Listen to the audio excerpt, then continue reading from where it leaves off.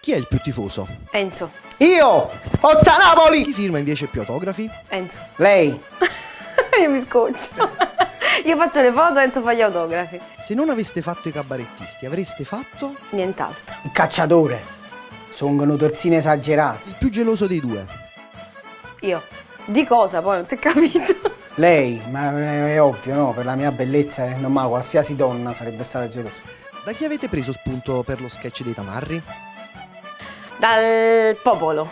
Non mi ricordo. Volevo passare all'altra domanda. Come nascono invece i personaggi dei malati di Facebook? Da una notizia vera di una clinica appena aperta a Roma sui dipendenti da Facebook. Mi ricordo. Si può passare a un'altra domanda? La soddisfazione più grande della vostra vita?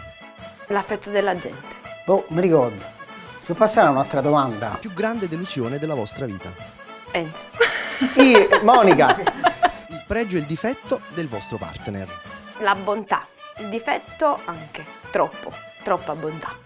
Il pregio è che è tenace, il difetto è che è troppo tenace quando mi ha davanti. Come nasce il nome Arteteca?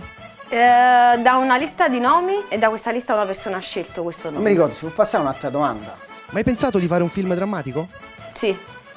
Sì. Ci sarà sicuramente prossimamente il film drammatico, pure perché quando la gente si accorge che non facciamo ridere, magari può essere che mi fa il film drammatico. Il calciatore del Napoli con cui andreste a cena e perché? Insigne, che è di Frattamaggiore come me. Ci capi? Allora, io all'inizio dissi l'uomo dell'anno del Napoli potrebbe essere Valdifiori. Lui ha avuto un poco di problemi. Allora, a questo punto, andiamo a cena, parliamo, chiacchieriamo un po' e speriamo che, insomma, che io ci tenga, è un bravo ragazzo, un grandissimo giocatore e quindi ci fa una chiacchierata e sperare che poi le cose vadano molto meglio. È più facile far piangere o far ridere? Far piangere. Ma lei ha risposto a questa domanda? Andate a vedere Vita, Cuore e Battito di Enzo e Monica perché? Perché sennò Monica va su culo, va giù. E ad avere vita pure batte, viene a trovare, ve lo giuro che viene a trovare. Far ridere e far piangere. L'episodio più divertente durante le riprese del vostro film? Allora, c'è stato un aneddoto che racconto spesso. Praticamente eravamo sui quartieri, siccome Enzo indossa una canotta molto scollata, a un certo punto gli è uscito un capezzolo da fuori. Una signora dal basso l'ha guardato e ha detto: Maron, sto vorrendo una moto con lui.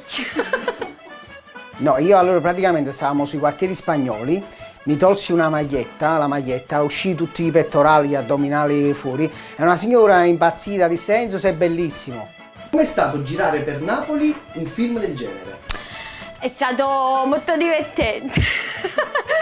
È stato divertente, è stato molto bello, alcune scene poi avevamo delle comparse naturali. Un aggettivo per il regista? Amicone.